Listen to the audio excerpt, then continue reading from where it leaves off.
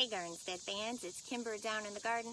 Today we are talking fall planting. It is time to get ready for fall gardening if that's something you're planning on trying this year.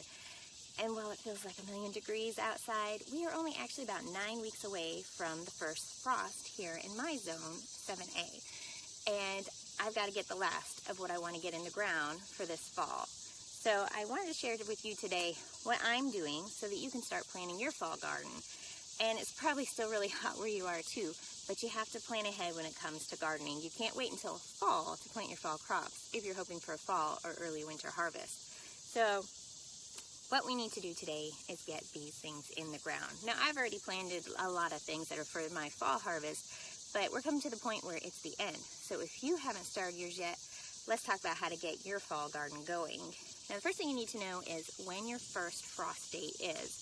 And this is an average date, so it's not exact science, but it's an average of what your first frost date is in your area. And you need to know that because you need to know how long you have left to let something grow.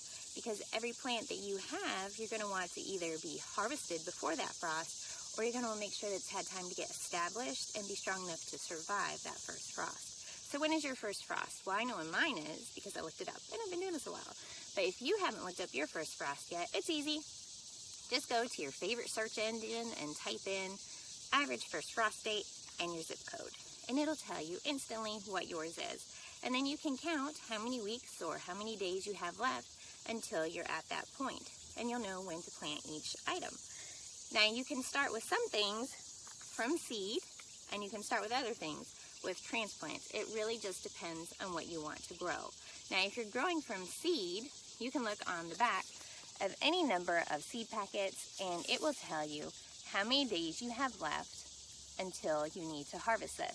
So it'll say weeks or it'll say days until harvest time. So you can count back from your first frost to the date of planting, and you'll know when to plant those. But a lot of things actually need to be started ahead of time, and that's okay if you don't start seeds. Broccoli usually start about 6-8 weeks before you plant those. So you can go, I went over to one of my local nurseries and picked up a few transplants so that I could show you what it's like if you're going to stop at one of your stores and pick some up.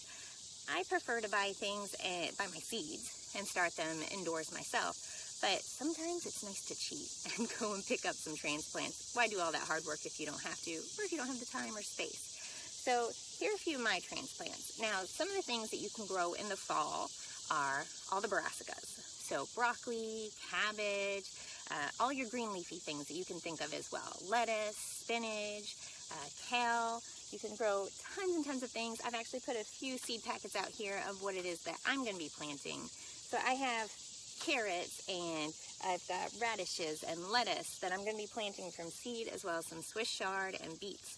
But it's too late to start from seeds for other things. So I have a few transplants over here of broccoli and cabbage and Brussels sprouts as well. So I'm going to get these in the garden today so that they have enough time to grow to be harvested as a late fall crop and early winter crop.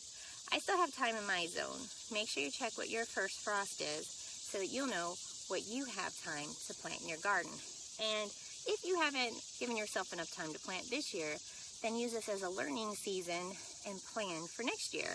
And one of the things I like to do to plan is use some good resources that are already out there. Why make things harder on yourself than you have to? So this is one of the books that I really like. I've been using this for a long time. And I really like this because it's a week-by-week planner.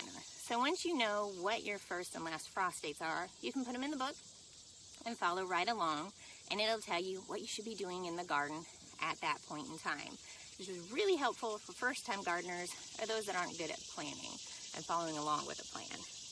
I'm good at both of those, but it helps to have a little help. Now I like that. And I also like my garden planner. Okay, my aunt actually sent this for my son, but I took it over because I really like it. Well, he shares anyway. But I really like this one because you can put all your notes in here of how your gardening season has gone and plan for future. So I have my gardening plan in here for the fall of what dates that I want to plant and what I want to plant and how it did in the previous years. This is a good one to get if you want to plan your fall garden or go ahead and plan for your spring garden. Now, a good time to order seeds is anytime. And as you can see, I put a lot of tabs in my book. I love to try new things. And if you've tried things before and want to try something new, get a seed catalog. There are many companies out there that will send you free catalogs. And these are some of my favorite ones. All you have to go to their website and request a free catalog. And I love it. Love getting free seed catalogs, seeing the pictures, finding out about new things that I had never thought to grow before, and get some of those seeds in the mail and plant some of those. So right now is a good time to start planting your fall garden. Get what you can in the ground so you have a wonderful harvest and you can extend your season.